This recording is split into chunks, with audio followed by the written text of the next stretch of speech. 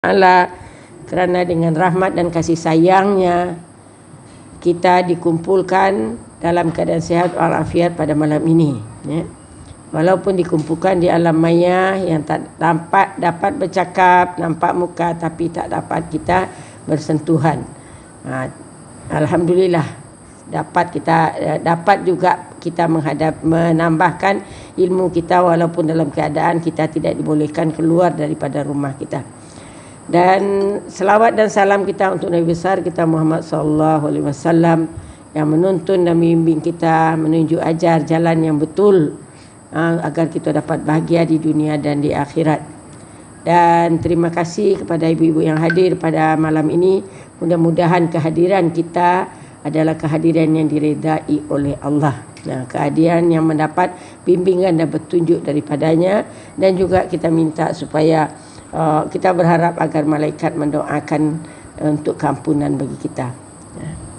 Dan sebelumnya kita beristighfar, ya. Untuk apa kita beristighfar?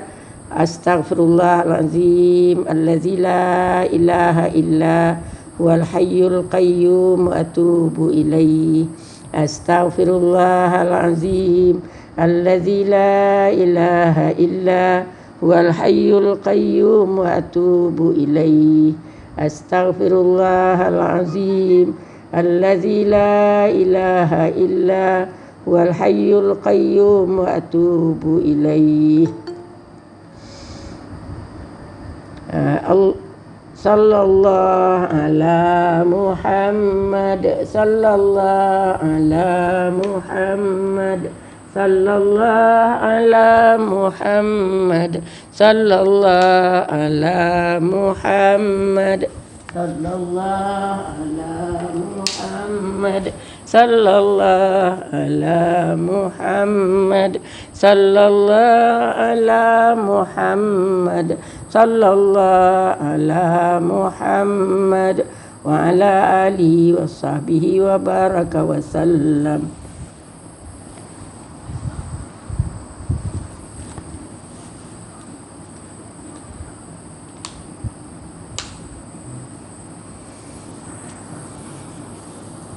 Okey, kita teruskan pada pelajaran kita, iaitu muka surat berapa tadi, 52, berdusta ataupun bercakap bohong. Itu bahaya daripada lidah kita, ataupun kesalahan-kesalahan atau dosa yang akan dibuat oleh lidah. Di antaranya adalah bercakap bohong ataupun berdusta. Berdusta di sini bermaksud berdusta yang boleh menyakiti orang lain. Ia adalah dosa besar. Kalau dusta itu menyakiti orang lain, boleh memalukan orang ataupun menyebabkan orang teraniaya, maka dia adalah satu dosa besar. Jika berdusta tetapi tidak menyakiti orang lain, maka ia adalah dosanya dosa kecil, ya. Kecuali kalau ada hajat. Jika ada hajat, ia tidak dikira berdosa. Contohnya berdosa kerana menyatukan kembali hubungan antara manusia. Okey, jadi itu keterangan daripada dosa. Hukumnya, satu, dia berdosa besar kalau menyakiti orang. Kalau tidak sampai menyakiti orang, hukumnya adalah dosa kecil, ya. Kalau nak mendamaikan, dibolehkan. Okay, sekarang apa kata Imam Syafi'i mengenai dosa berdusta tadi? Imam Syafi'i mengatakan, ihfaz lisanaka ayyuhal insan, la yalda'an ghannaka innahu su'ban. Ihfaz, peliharalah lidah engkau wahai manusia, kata Imam Syafi'i. La yalda'annaka innahu su'ban. Janganlah sampai ia mematukmu. Jangan sampai dia mematukmu kerana ia adalah ular. Jadi kerana lidah itu adalah ular, jangan sampai kita menjadi disakiti kerana lidah kita. Jangan kerana lidah santan hidup binasa, ya. Kerana lidah hidup menjadi binasa. Okey, kemudian kam fil makabiri min qatilin lisanihi kanat stahabu liqa al aqran. Berapa ramai orang yang di dalam kubur, katanya. Berapa ramai orang yang di dalam kubur itu terkorban min qatilil lisani, terkorban kerana lidahnya. Orang yang dalam kubur terkorban kerana lidahnya. Kana tahabu liqa al-aqran. Dahulu teman-temannya tak mahu berjumpa dengannya. Kerana lidahnya orang tak mahu berjumpa dengannya, maknanya dia memutuskan silaturahim dengan orang. Ataupun kerana lidahnya orang putuskan silaturahim daripada dia, maka dikubur dia diazab disebabkan lidahnya tadi, ya. Jadi itu nasihat daripada Imam Asy-Syafi'i, berhati-hatilah dengan lidah, jangan sampai dia mematuk kita kerana dia adalah ular yang akan boleh menjadikan kita terbunuh ataupun tersiksa di dalam kubur. Okay, kemudian dusta. Orang dusta ataupun al-kazibu. Lawannya adalah as-sidqu, sidik, benar. Merujuk kepada memberitahu tentang sesuatu yang tak sama dengan kenyataan yang sebenar. Jadi apa yang dikatakan dusta, kita bagi tahu sesuatu tidak sama dengan kenyataan sebenar. Itu dustalah namanya, ya. Itu namakan sudah dusta, sama ada melalui perkataankah, melalui isyaratkah, ataupun melalui dengan mendiamkan diri. Dusta yang dibicarakan di sini, yang dimaksud yang akan kita pelajari di sini adalah mengenai yang dengan lidah, bukan dengan isyarat tangan, ya. Bukan dengan isyarat tangan, bukan dengan secara diam, tetapi adalah dusta yang berkaitan dengan lidah. Berdusta adalah bencana lidah yang sangat besar, sehingga Al-Quran menyebutnya sampai 280 kali tentangnya dengan ancaman yang keras kepada orang yang selalu berdusta. Jadi di dalam ya sifat 3 lidah ke? Tengok muka surat 52. 52. Ya, 52. Okey. Jadi Al-Quran sangat mengambil berat tentang lidah hingga sampai 280 kali, ya. Allah menyebutkan mengenai bohong tadi. Jadi maknanya memang suatu perkara yang besar yang sangat diambil berat bahwa untuk tidak melakukannya, kerana dia akan membawa kesengsaraan di akhirat kelak, ya. Dengan ancaman yang keras kepada orang yang selalu berdusta ataupun berbohong. Allah berfirman di dalam surah Az-Zumar ayat 3, ya. Zumar surah yang ke-39 ayat 3. A'udzubillahi minasyaitonir rajim. Innallaha la yahdi man huwa kadzibun kafar. Sesungguhnya Allah la yahdi, tidak akan memberi petunjuk. Allah tidak akan memberi petunjuk kepada siapa? Man huwa kadzib, orang yang berdusta, kafar lagi kufur. Tak akan dibagi oleh Allah petunjuk. Jadi orang yang selalu berbohong tu tak dibagi oleh Allah petunjuk. Dan ingat, kalau tiada petunjuk daripada Allah, tiada tempat yang layak baginya kecuali neraka sahaja, ya. Jadi jauhi sifat berbohong. Wa yaumal qiyamah, dan di hari kiamat, taral ladzina kadzabu 'alallahi wujuhahum, ya. Wujuhuhum muswaddah alaysa fi jahannama maswal lil mutakabbirin. Dan di hari kiamat, tara engkau akan lihat allazina kadzabu, kau akan lihat orang-orang yang berbohong terhadap Allah, wujuhuhum muswaddah, wajah mereka itu akan menjadi hitam gelap, hitam legam nanti di akhirat. Alaisa fi jahannama maswal lil mutakabbirin. Bukankah di dalam neraka jahanam itulah tempat bagi orang-orang yang sombong lagi takbur. Orang yang sombong ni mendustakan, hendak mempercayai tentang Allah, tak percaya tentang takdir Allah, tentang hari akhirat, semua tidak dipercaya oleh orang yang sombong. Jadi maknanya dia berbohong tetap, dan juga banyak cakap bohongnya. Dan bohong ini adalah salah satu daripada sifat orang yang munafik. Ya. Salah satu daripada sifat orang yang munafik. Kerana ada dalam hadis nyatakan ayatul munafik salasah. Tanda-tanda orang munafik ada 3. Apa dia? Iza hadasa kazaba. Kalau dia bercakap, dia bohong. Wa iza wa'ada akhlafa. Kalau dia berjanji, dia salahi. Wa iza tumina khana. Kalau diberi amanah, dia khianat. Jadi 3 sifat orang yang munafik. Jadi salah satunya adalah bohong. Kalau umpamanya satu yang ada di kita sifat munafik tu, bermakna kita orang munafik 30%. 33%. Kalau ada 2, sudah dah berbohong, suka juga berkhianat, maka dah 66% munafik kita. Kalau ada ketiga-tiganya barulah disebut sebagai munafik khalis, iaitu munafik 100%. Ingat, orang munafik tempatnya paling bawah di dasar neraka, ya. Di dasar neraka, tidak akan ada dia naik ke atas, tidak. Tapi pada kerak-kerak neraka itulah tempat bagi orang yang munafik. Jadi salah satu cirinya adalah berbohong. Itu ya. Itu dalam hadis itu dinyatakan. Tapi dalam Al-Quran tadi dah dinyatakan orang yang berbohong itu mukanya nanti akan jadi hitam legam dan diletakkan dia di dalam neraka Jahannam. Okey, Sayyidina Ibnu Mas'ud berkata, Rasulullah SAW bersabda, kata dia. Rasulullah bersabda, riwayat hadis ni riwayat Muslim, ya. Hadis sahih riwayat Muslim.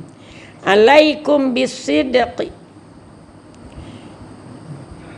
Hendaklah kamu bercakap benar. Alaikum, di atas kamu. Kewajipan bagi kamu untuk bercakap benar, ya. Wajib bagi kamu, alaikum, wajib bagi kamu bisidqi, untuk bercakap benar. Kenapa? Fa inna sidqa yahdi ilal birri. Maka sesungguhnya benar itu membawa kepada kebaikan. Yahdi ilal birri, membawa kepada kebaikan atau memberi petunjuk kepada kebaikan.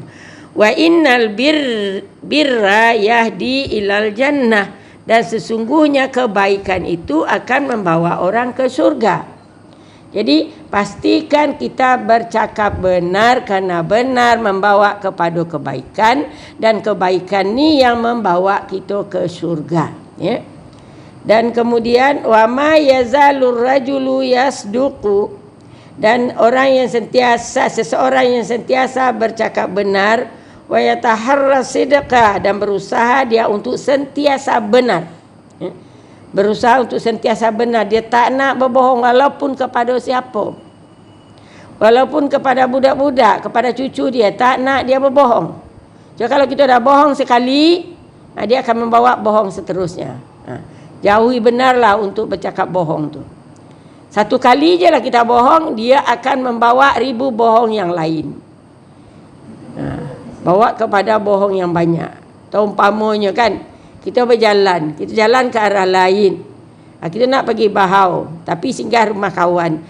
Kemudian ditanya, lambat balik. Mana tadi? Pergi Bahau. Pergi Bahau tu, kemudian kenapa lambat sangat? Apa jam? Padahal tak ada jam pun.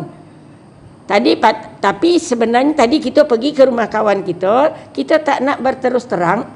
Makanya satu bohong daripada kita pergi ke rumah kawan, kita cakap kita pergi Bahau, kemudian kenapa lambat, minta bohong yang kedua, dikatakan jam. Itu dah 2 bohongnya. Kemudian kalau ada lagi soalan-soalan, akan dijawab juga dengan bohong-bohong yang lain. Jadi jauhi benarlah bercakap bohong, kerana satu bohong akan membawa bohong yang lain, ya. Dan kemudian kalau orang sentiasa bercakap benar dan berusaha untuk sentiasa benar, hatta yuktab indallahi siddiqan, sampai Allah mencatatkan dia sebagai as-siddiqin, salah seorang daripada orang yang sentiasa benar. Semua yang dia buat, dia akan dibagi pahala sebagai pahala siddiqin, ya. akan diberi pahala sebagai pahala siddiqin, dan tempat as-siddiqin di akhirat nanti, di surga nanti dekat-dekat dengan para sahabat dan rasul. Itu kalau sentiasa dan berusaha untuk sentiasa benar. Dan kemudian wa iyyakum wal kadzib. Ini dia peringatan atau amaran daripada Allah. Daripada Rasul ya. Wa iyyakum wal kadzib. Jauhilah olehmu bercakap bohong. Al-kadzib. Kalau al-kadzib bercakap bohong, atau al-kazzaba itu mendustakan. Berbeza ya. Kalau kazzab pembohong. Ini al-kadzib, bercakap bohong.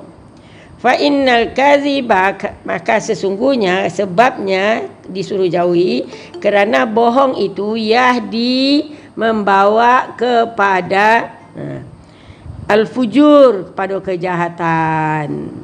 Membawa kepada kejahatan. Kalau apa tadi? Kalau sidik tadi membawa kepada kebaikan, kalau bohong membawa kepada kejahatan. Wa innal fujura, dan sesungguhnya kejahatan itu yahdi ilan nar, akan membawa kita ke dalam neraka. Kalau kita bohong bermakna kita diberi petunjuk kepada keburukan, kejahatan. Maaf ya. Bismillah.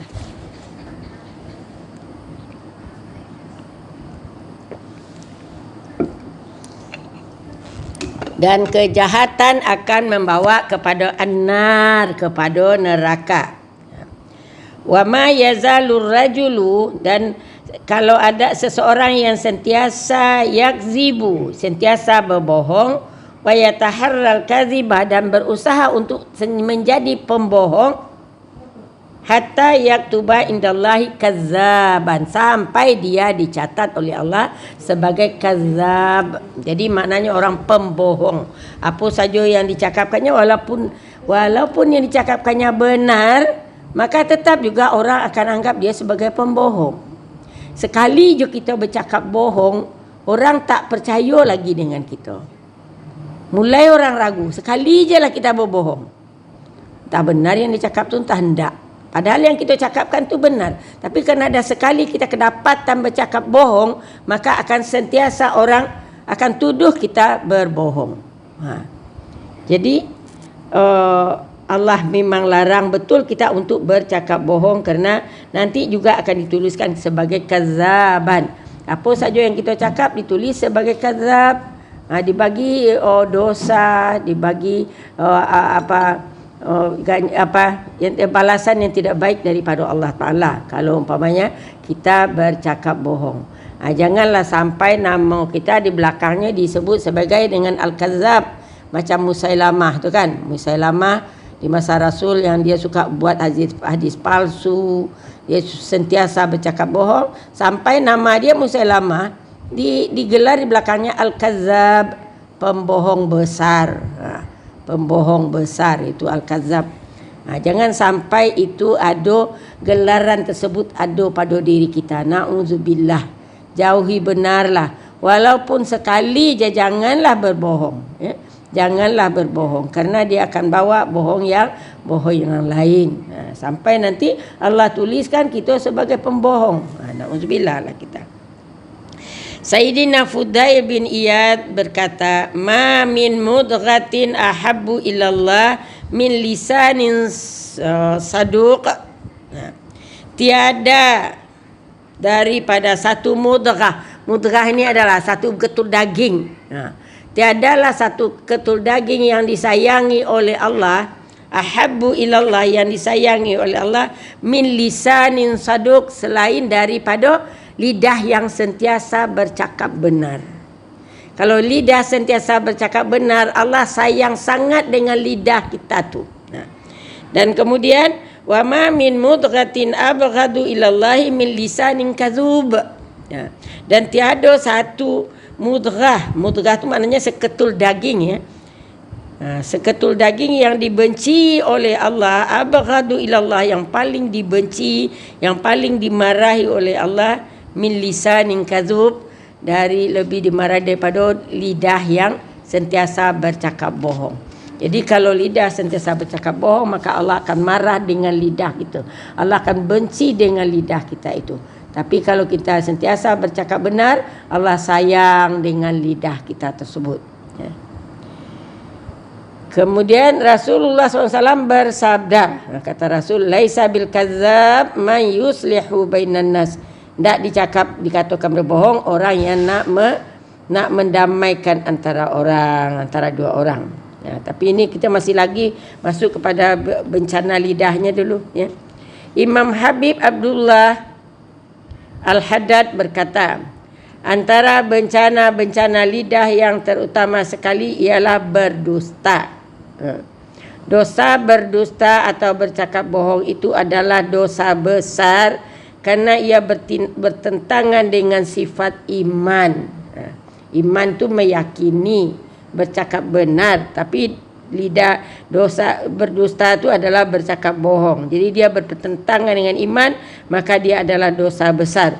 Oleh itu orang yang berdusta itu terdedah dirinya kepada kemurkaan dan kutukan Allah. Nah, kalau orang berbohong, Allah akan memurkainya, Allah akan memarahinya, Allah akan mengutuknya. Allah berfirman, apa buktinya Allah mengutuknya? Ya. A'udzubillahi minasyaitonir rajim. Innama yaftaril kadzibal ladzina la yu'minuna biayatillah wa ulaika humul kadzibun. Sebenarnya orang yang tergamak berdusta itu, orang yang tergamak melakukan dusta itu hanyalah orang yang tidak beriman kepada ayat-ayat Allah. Kenapa orang mau nak berdusta? Kerana dia beriman dengan ayat Allah. Kalau dia beriman dengan hari akhirat, dia tahu bahawa cakap bohongnya itu akan dicatat oleh malaikat dan di akhirat akan dibagi dia balasan bagi dosa, maka dia takkan bercakap bohong. Jadi kerana keimanannya kurang, maka dia cakap bohong. Dan dia tidak tahu bila dia berbohong tersebut, satu masa akan terbuka juga bohongnya tu. Orang akan tahu juga bahawa dia tidak bercakap benar. Jadi Allah menyatakan di sini, orang yang tergamak bercakap bohong itu adalah orang yang tidak beriman dengan ayat-ayat Allah. Wa ulaika humul kadzibun. Dan mereka itu ialah orang-orang yang bertabiat berdusta. Jadi orang yang berdusta itu adalah orang tak beriman dengan Allah. Dia tidak tahu bahawa Allah sentiasa memperhatikan dia. Malaikat mencatat. Kalau dia cakap benar akan ada bawa kepada kebaikan. Ganjarannya surga. Tapi kalau dia cakap bohong, tidak ada yang akan dapat dia terima kecuali nerakanya. Dosa yang akan dapat dia terima. Nah, kemudian dalam surah Ali Imran lagi Allah bersabda berfirman, fanaj'al la'natallahi 'alal kadzibin. Fanaj'al la'natallahi 'alal kadzibin. Maka kami jadikan, serta kita minta supaya Allah naj'al, kita minta dijadikan laknat Allah alal kazibin, kepada orang-orang yang berbohong. Jadi kita berdoa supaya Allah melaknati orang-orang yang berbohong. Ataupun fanaj'al laknat, kami jadikan laknat Allah kepada orang yang suka berbohong. Jadi na'udzubillah lah kita. Janganlah sampai kita bercakap bohong. Cakap bohong tu dapat melepaskan diri kita sekejap saja daripada masalah tu. Tapi masalah selanjutnya banyak yang akan rentetan daripada cakap bohong tadi. Maka dari itu, biarlah kita pada masa kita bercakap benar tu, orang nak menghina kita kah, orang nak marah dengan kita kah, orang nak salahkan kita kah, tak apa. Asal kita bercakap benar. Kalau dah cakap benar, dah selesai dah masalah kita. Apa anggapan orang selepas itu pada kita, serahlah, kerana kita dah bercakap benar. Tapi kalau kita dah bohong, nanti ada lagi orang tanya, maka kita akan fikir lagi apa jawapan yang patut kita buat. Jadi otak kita ni akan sentiasa mencari-cari alasan untuk menutupi yang kita dah berbohong tadi. Jadi pastikan kita sentiasa bercakap benar. Okey.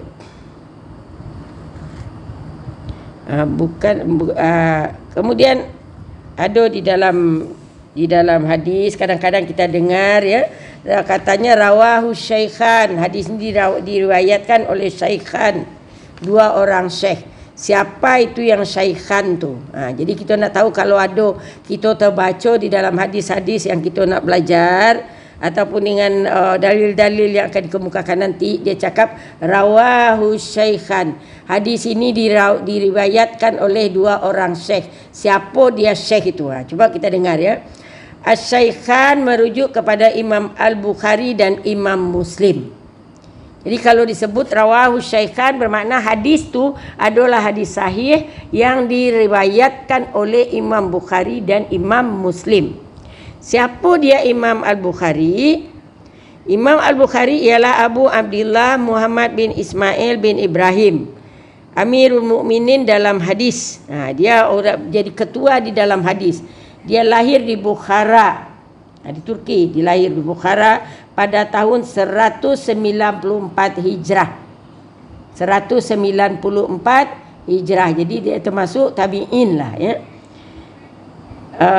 Semua ulama memuji dan mengakui ketinggian ilmu, terutama dalam hadis. Dia penulis kitab Al-Jami'us Sahih yang merupakan kitab hadis paling sahih. Selepas Al-Quran, kitab dia lah yang diakui, yang boleh menjadi dalil ya? Kitab Al-Bukhari. Dia dikumpulkannya hadis tu selama 16 tahun ya? Selama 16 tahun dia mencari hadis yang lengkap dengan sanad-sanadnya ya? Dan dia meninggal pada tahun 256 Hijrah di Samarkand. Jadi kalau begitu umurnya 194 sampai 256 hanya 62 tahun. Ada lebih banyak umur kita, tapi apa yang kita tahu kan? Banding dengan kita banding dengan dia kecil sangat kita. Tak ada tahu apa-apa. Hadis 2-3 pun tak hafal kita. Apalagi dengan sanadnya. Ini hadis kitab hadis yang dikarang adalah kitab yang terbaik selepas Al-Quran. Ya, itu dia Imam Al-Bukhari tadi. Itu namanya adalah Abu Abdullah Muhammad bin Ismail bin Ibrahim. Dia lahir di Bukhara. Itu disebut dengan Al-Bukhari itu. Lahir di Bukhara. Allahu Akbar, Allah.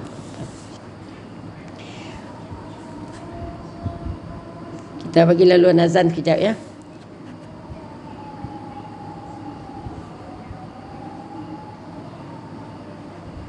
Allahu Akbar, Allahu Akbar.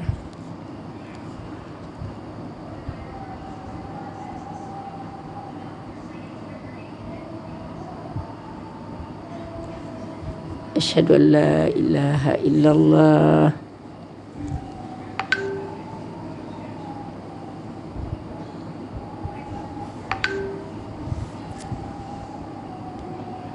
Asyhadu an la ilaha illallah.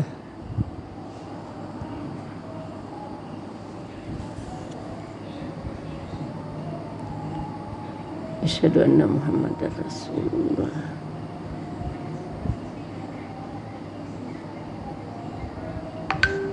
Asyhadu anna Muhammadar Rasulullah.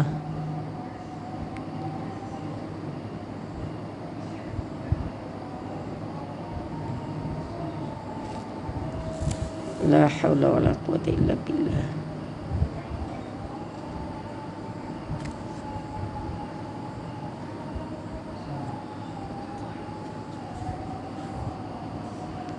La haula wala quwwata illa billah.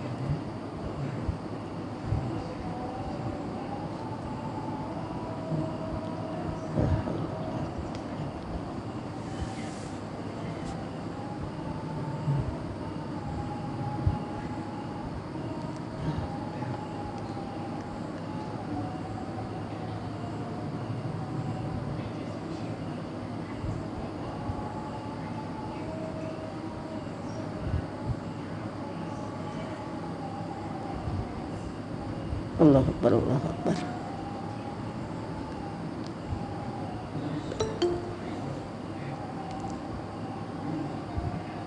La ilaha illallah Muhammadur Rasulullah SAW. Allahumma rabba hadhihi da'wati tammah wassalatil qa'imah ati Muhammadanil wasilata wal fadilah wa basu maqamam mahmudan alladzi ba'ata innaka la tukhliful mi'ad.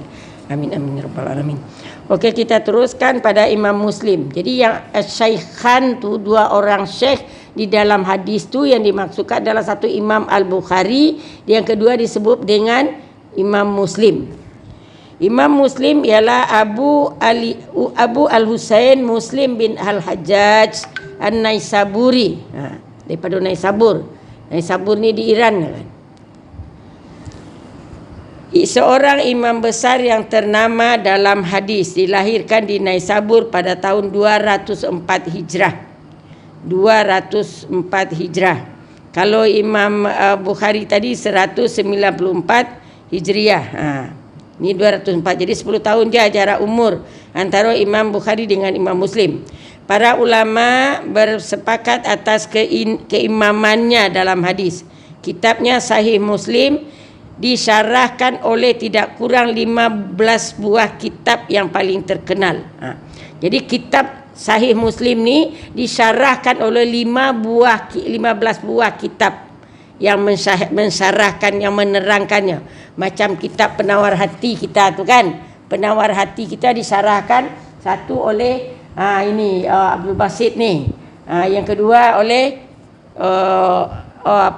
Kalbun Salin oleh Ustaz Mahathir ni.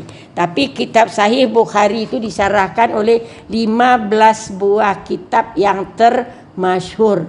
Jadi macam itu benarlah punya hadisnya tu. Sahihnya hadis dia dan diterima oleh para ilmuwan hadis. Dan yang paling masyhurnya sarahnya adalah sarah daripada Sahih Muslim, itu adalah keterangan daripada Imam Nawawi yang 696 Hijrah ya. Meninggal, dan yang meninggal di Naisabur ini Syekh Muslim tadi 271 Hijriah. Jadi jarak antara dia dengan orang yang mensyarahkan ti dekat dengan 400 tahun. Selepas 400 tahun disyarahkan oranglah kitab Sahih Muslim tadi, termasuk di antaranya Imam Nawawi yang pada 676 Hijriah. Kemudian ada juga disebut dengan syaikhan yang lain. Syaikhan yang lain tadi, syaikhan daripada hadis, dua orang syekh daripada hadis adalah Syekh Bukhari dan Syekh Muslim. Sekarang syaikhan dalam kalangan malaikat ada juga disebut dua syaikhan, dua syekh. Siapa syekh daripada malaikat? Iaitu malaikat Jibril dan malaikat Mikail. Itu dia dua orang syekh daripada malaikat. Malaikat Jibril dan malaikat Mikail. Malaikat Jibril ini ketua semua malaikat. Kemudian malaikat Mikail ini yang pembagi rezeki, membagi-bagikan rezeki. Kemudian syaikhan dalam kalangan para sahabat, kalau ada disebut syaikhan daripada kalangan sahabat, iaitu Abu Bakar As-Siddiq dengan Umar bin Khattab. Itu di kalangan sahabat, Abu Bakar As-Siddiq dan Umar bin Khattab. Dan syaikhan dalam kalangan ulama Syafi'i yang mutakaddimin, yang dulu-dulu Imam Syafi'i, ulama Imam Syafi'i, mazhab Syafi'i yang dulu-dulu, maksud syaikhannya adalah Rafi' dan Imam Nawawi. Itu yang dulu-dulu. Tapi kalau syaikhan yang mutahaddisin katanya yang kemudian syaikhan dalam kalangan ulama Syafi'i yang mutakaddimin dahulu merujuk kepada Imam Rafi' dan Imam Nawawi. Dan syaikhan dalam kalangan ulama Syafi'i yang mutaakhirin, yang akhir-akhir tahun-tahun terakhir adalah Imam Ibnu Hajar Haytami dan Imam Ramli As-Saghir. Itu yang syaikhan tu. Jadi ada 4 jenis syaikhan. Syaikhan dari hadis, syaikhan daripada malaikat, syaikhan daripada sahabat, syaikhan daripada ulama Syafi'i. Bukan syaitan ya, syaikhan, dua orang syekh. Okey, kemudian bahkan kadang-kadang orang yang berdusta menjadi wajib dia menjadi kita teruskan sikitlah. Imam Haddad menyebutkan antara bencana-bencana lidah yang terutama selain dari dusta ialah ghibah. Itulah kita masuk yang kedua lagi. Tadi dusta apa akibatnya, dan kemudian sekarang keburukan lidah yang kedua disebut sebagai ghibah. Ghibah itu adalah mengumpat, ya. Antara bencana lidah yang terutama selain dusta ialah ghibah ataupun mengumpat, iaitu menyebut sesuatu yang tidak baik terhadap saudaramu yang muslim. Memperkatakan orang yang tidak baik, ya, mengenai yang jika mendengar orang yang kita cakapkan tadi, dia jadi marah. Sama ada kamu menyebut tentang kekurangan dia dalam agamanya, ataupun kecacatan pada tubuh badannya, atau pada anak istrinya, ataupun pada gerak-geriknya, ataupun pada pakaiannya dan segala sesuatu yang berkaitan dengan dirinya. Sama ada kamu sebut dengan lidah atau tulisan ataupun menunjuk jari. Demikian itu menurut pendapat kebanyakan ulama.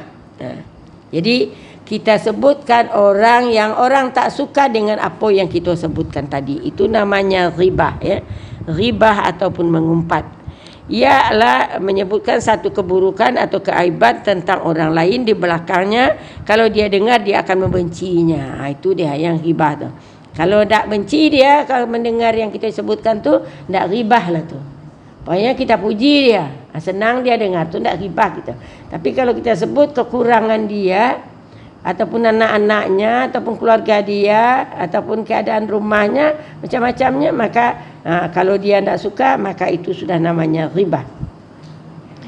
Daripada hukum daripada ghibah adalah haram mengikut ijma' ulama. Ijma' ulama maknanya kesepakatan ulama menyatakan bahawa hukum mengumpat adalah haram. Inilah dosa yang selalu dibuat oleh kita, ya? Selalu dibuat oleh kita. Mengumpat, menyebutkan orang, masalah orang di belakangnya. Kalau di depan tidak mengumpat namanya. Kalau di depan mencaci, ini di belakang. Tak terdengar, orang tu tak tahu. Okey. Daripada Sayyidina Abu Hurairah berkata, apa dia buruknya? Anna Rasulullah sallallahu alaihi wasallam qala, bahwasanya Rasulullah SAW berkata, atadruna mal ghibah, tahukah engkau apa itu ghibah? Rasulullah bertanya kepada para sahabat. Qalu, mereka menjawab, walaupun ada yang tahu tapi mereka menjawab, Allahu wa rasuluhu a'lam, Allah dan Rasulnya yang lebih tahu, kami tak faham. Kata sahabat, kami tak faham apa itu ghibah, yang tahu Allah dan Rasulnya. Qal, berkata atau bersabda Rasul, zikruka akhaka bima yukrah, engkau sebutkan atau ingatan engkau terhadap saudara engkau dengan apa yang dia tak suka. Kata-kata engkau terhadap saudara engkau yang dia tak suka. Faqila, maka ditanya atau dikatakan, afara'aita, bagaimana pendapat engkau ya Rasulullah, in kana fi akhi ma aqul, kalau sekiranya yang aku cakapkan tu betul-betul ada pada orang tu. Kalau aku bercakap benar, orang ni ada aibnya begini, ada sifatnya begini. Apakah macam mana pendapatkan? Apa sebenarnya, betul ghibah juga kata ataupun tidak? Kalau yang aku cakapkan aku benar, bukannya aku nak bohong, bukan mengada-ngada. Maka apa jawab Rasul? Qal, in kana fihi ma taqul faqadir tahu, jika adalah di dalamnya yang kau katakan tadi, apa yang kau katakan itu adalah benar, faqadir tah, maka bermakna engkau telah ghibah kepadanya, telah mengumpat dia. Kalau yang benar yang kau cakapkan, bermakna engkau sudah mengumpatnya. Tapi wa illam yakun fihi ma taqul, kalau sekiranya yang kau cakapkan tu tak betul, yang kau cakapkan tu tak betul, itu tak ghibah namanya lagi, lebih berat lagi hukum dosa dia. Faqad bahatah, bermakna engkau sudah memfitnahnya. Jadi kalau umpamanya yang kau cakapkan betul, itu namanya ghibah. Kalau kau cakap tak betul, itu namanya fitnah. Mana lagi berat ghibah dengan fitnah? Okey, daripada Sayyidina Abu Hurairah berkata, Rasulullah sallallahu alaihi wasallam, kullul muslim alal muslim haramun damuhu wa maluhu wa irduhu. Ini hadis Rasul ya. Setiap muslim terhadap muslim yang lain haram baginya, dia tak boleh mencemarkan damuhu, darahnya, artinya tak boleh membunuh, tak boleh melukai muslim yang lain. Kemudian maluhu, hartanya, harta muslim dengan muslim tak boleh, orang muslim tak boleh merompak, mencuri, mengambil harta muslim yang lain. Dan kemudian satu lagi arduhu, iaitu kehormatannya. Jadi kalau kita umpat bermakna kita mencemarkan kehormatan daripada orang yang kita umpat. Bermakna kita sudah membuat perkara yang haram, kata Rasul. Haramun, haram bagi dia.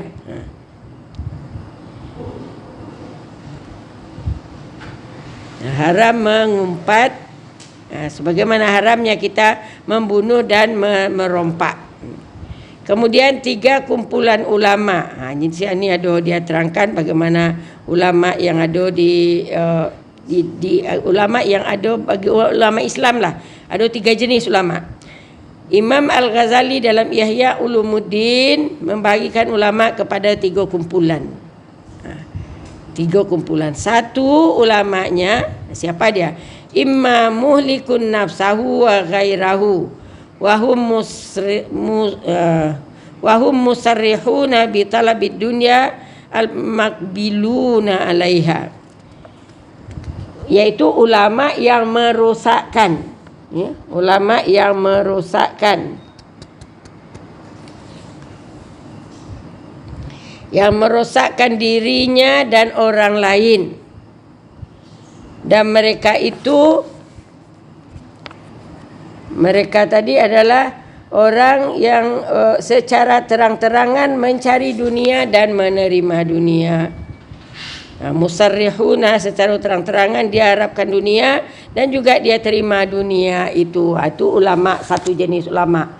Kita boleh bagi contohlah ulama yang membuat sekarang Islam Nusantara tu. Dia ketua ulama, asalnya ketua ulama daripada Nahdlatul Ulama di Indonesia, ketua ulama. Kemudian dia diangkat menjadi wakil presiden. Sekarang semuanya dihalalkannya. Jadi dia merosak dirinya dan juga dia merosak orang lain. Itu jenis ulama satulah, contohlah yang wakil presiden Indonesia yang sekarang ni. Dan kemudian ulama yang kedua, wa imma mus'idun nafsahu wa ghairahu aw huwa da'una ila Allah subhanahu wa ta'ala zahiran wa batinan. Ini yang betul ya. Dan ada ulama yang menolong dirinya, membahagiakan dirinya dan lainnya. Macam mana dirinya untuk jadi bahagia kehidupan di dunia dan di akhirat, dan juga macam mana dia boleh nakkan membahagiakan orang lain di dunia dan di akhirat. Wahum ad-da'una ilallah, mereka itu sentiasa menyeru untuk kembali kepada Allah, untuk takut kepada Allah subhanahu wa ta'ala, zahiran wa batinan, baik secara zahir maupun secara batin. Inilah ulama yang betul, ulama yang mengajak orang untuk takut kepada Allah dan dia sendiri pun takut kepada Allah. Bukan ulama yang mengajak orang takut pada Allah tapi dia sendiri berbuat yang dilarang oleh Allah. Bukan macam tu ya. Itu jenis yang kedua, ulama yang betul. Dan yang ketiga, ini yang berbahaya lagi ni. Wa imma muhlikun nafsahu mus'idun ghairah wa huwa allazi yad'una ila al-akhirah wa qad rafadat dunya fi zahirihi wa qasduhu fil batin fayaqulu al-khalqi wa iqamatul jah. Dan adapun dia merosak dirinya, muhlikun nafsah, dia rosak dirinya, mus'idun ghairah, dia bahagiakan orang lain. Dirinya dirosaknya, orang lain dibahagiakannya. Siapa dia yang macam tu? Macam ibarat lilin lah kan. Rosak dirinya, dibahagiakannya orang lain. Siapa dia? Wa huwallazi yad'u ilal akhirah. Dia adalah ulama yang membawa ke orang untuk mengingat hari akhirat. Wa qad rafadat dunia, dan dia sendiri pun dah menolak untuk mencintai dunia. Dia dah zuhud. Dia ajak orang untuk akhirat, dia pun dah zuhud. Fi zarihi, pada zahirnya dia zuhud, tetapi wa qasduhu fil batin, sedangkan tujuan batinnya adalah supaya qabulil khalqi, dia diterima oleh semua orang, supaya semua orang hormat kepada dia, semua orang sayang kepada dia. Itu tujuannya. Menjauhi dunia, mengajak orang pada akhirat supaya dia diterima oleh orang. Maka bermakna dia mengajak orang pada kebaikan, dia sendiri menghancurkan diri dia, kerana niatnya bukan kerana Allah, tapi nak dia dihormati oleh orang. Di dunia dapatlah dia penghormatan orang tersebut, kasih sayang orang tu dapatlah dia, tapi di akhirat dia tak dapat apa-apa. Dia bermakna sudah merugikan diri dia, dan menghancurkan diri dia. Jadi dia dapatkan penghargaan daripada mereka dan mendapatkan sanjungan daripada orang ramai. Tapi di akhirat dia akan dicampakkan ke dalam neraka oleh Allah, kerana dia berbuat bukan kerana Allah, tetapi adalah kerana nak mencari kasih sayang daripada orang lain. Itu 3 jenis orang. Kita berfikirlah diri kita sendiri pun macam mana. Kalau kita berbuat macam mana. Kalau kita ada yang mengajar macam mana. Apa tujuan kita mengajar? Apa tujuan kita mengajar orang pada kebaikan? Kena kembalikan diri kita kepada diri kita sendiri.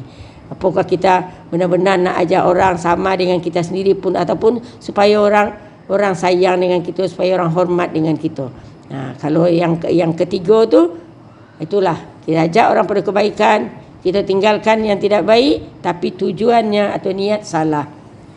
Kalau yang pertama tadi, niat dan amal salah, dan yang kedua yang betul. Okey. Dari Sayyidina Jabir bin Abdullah, Sayyidina Abu Sa'id Al-Khudri, keduanya berkata, Rasulullah bersabda. Ini sabda daripada Rasul yang menyatakan bagaimana dengan ghibah. Iyyakum wal ghibah, jauhkanlah olehmu ghibah. Iyyakum wal ghibah, jauhkanlah olehmu ghibah. Kenapa? Fa innal ghibah asyaddu minaz zina. Maka sesungguhnya ghibah itu lebih bersangatan. Lebih bersangatan, lebih kejam, lebih bahaya daripada zina. Qilalah, dikatakan, bertanya orang kepada Rasul, kaif, macam mana pula ya Rasulullah? Kenapa ghibah itu lebih sangat daripada lebih kejam ataupun lebih bahaya daripada zina? Qal, bersabda Rasul, innar rajula qad yazni wa yatubu fayatubullahu alaihi. Sesungguhnya kalau ada seseorang yang berzina, kemudian dia bertaubat, Allah terima taubatnya, terlepaslah dosa dia kalau Allah dah terima taubat dia. Tetapi wa inna sahibal ghibah, sesungguhnya orang yang berghibah, yang mengumpat orang, ini kata Rasul, la yughfaru lahu hatta yaghfira lahu sahibuh. Dia tak akan diampunkan sampai orang yang dighibahnya itu memaafkannya. Itu maka dia lebih bersangatan. Kalau orang yang berzina, dia minta ampun pada Allah, dapat Allah terima, dapat terpadam kesalahannya. Tetapi kalau orang berghibah, Allah tak dapat padamkan kesalahan mereka. Tak boleh hapuskan dosa mereka kecuali bila orang itu sudah dimaafkan oleh orang yang dia ghibah tadi itu. Jadi lebih bersangatan daripada zina. Kita mengumpat orang. Kita ingat ada satu cerita daripada seorang syekh lah kan. Cerita seorang syekh. Ini mungkin dulu dah pernah juga Ustazah sebut dalam pelajaran-pelajaran. Seorang murid seorang murid datang kepada syekhnya, ya syekh, dia minta maaf kepada syekhnya kerana dia sudah menghibah syekhnya ni. Mungkin ada dia yang tak suka dengan tindakan syekhnya, maka dia hibahlah, dia mengumpat syekhnya. Kemudian dia datang kepada syekhnya, ya syekh, saya nak minta maaf, saya nak minta ampun kerana saya sudah mengumpat syekh ini. Kata saya boleh, katanya, saya boleh ampunkan kamu, tapi adalah persyaratannya.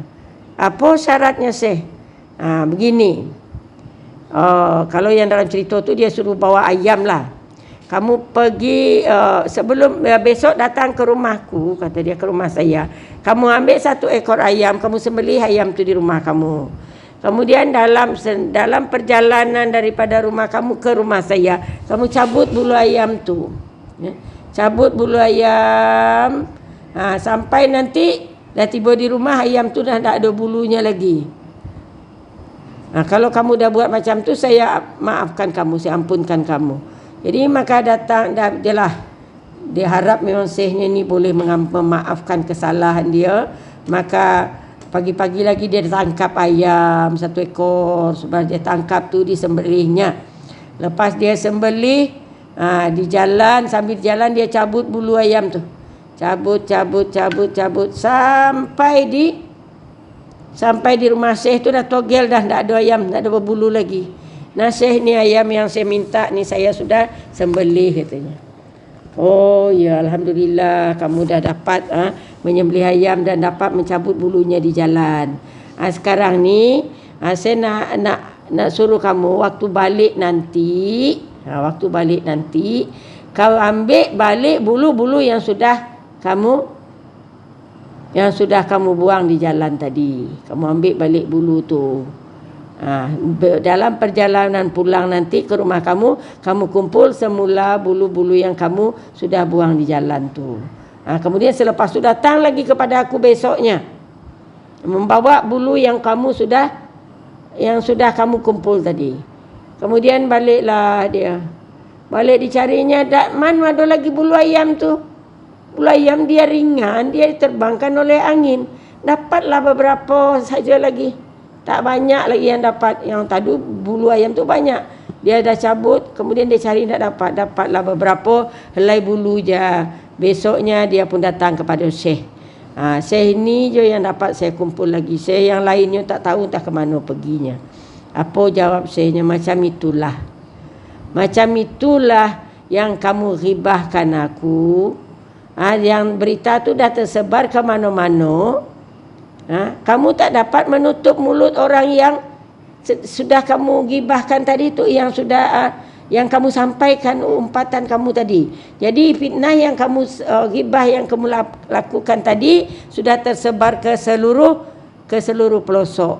Macam itulah. Tapi macam mana pun saya tetap memaafkan kamu. Jadi itulah pengajaran daripadanya. Bahwasanya ghibah itu atau mengumpat orang itu adalah dia lebih dahsyat, lebih bahaya daripada zina, kerana kita tak dapat lagi memohon kemaafan daripada orang yang dia diumpat tu. Kerana bila kita dah sebut dalam satu masa, dia akan tersebar ke semua tempat. Walaupun kita katakan secara rahsia. Kita berbisiklah mengatakan seorang tu, kata, aku percaya dengan kau saja aku cakap ni. Aku tak cakap dengan yang lain. Tu satu orang tahu. Kemudian orang ni akan bercakap, akhirnya akan tersebar juga yang disebutkan tadi. Macam itulah dia yang ghibah. Jadi kalau kita sebut yang betul tu namanya ghibah, kalau tak betul namanya fitnah. Kalau fitnah ni dia hukumnya apa lagi? Ada lagi hukuman fitnah tu. Dia kena didera pula lagi. Kebanyakan ulama mengatakan bahawa mengumpat adalah dosa besar kerana adanya janji siksa yang berat untuknya dalam firman Allah SWT. Jadi dia adalah dosa besar. Apa beza dosa besar dengan dosa kecil?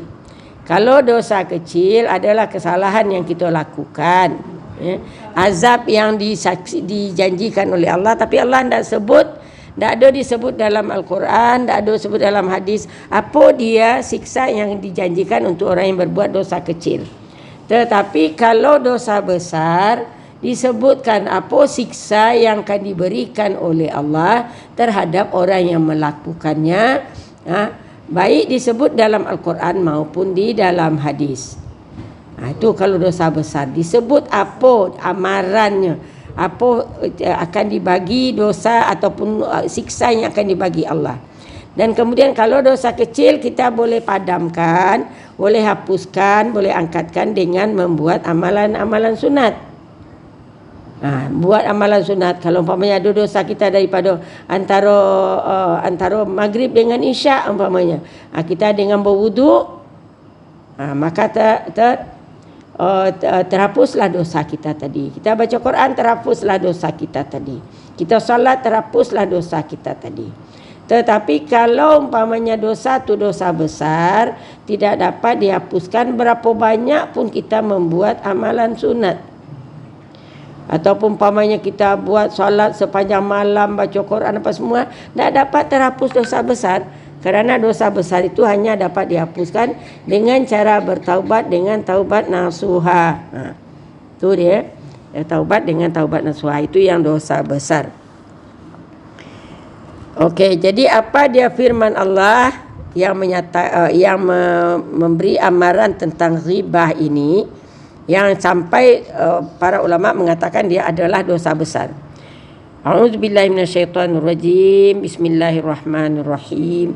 Ya ayyuhallazina amanu, wahai orang-orang yang beriman, ijtanibu katsiran minadh-dhanni, jauhilah olehmu kebanyakan daripada zan.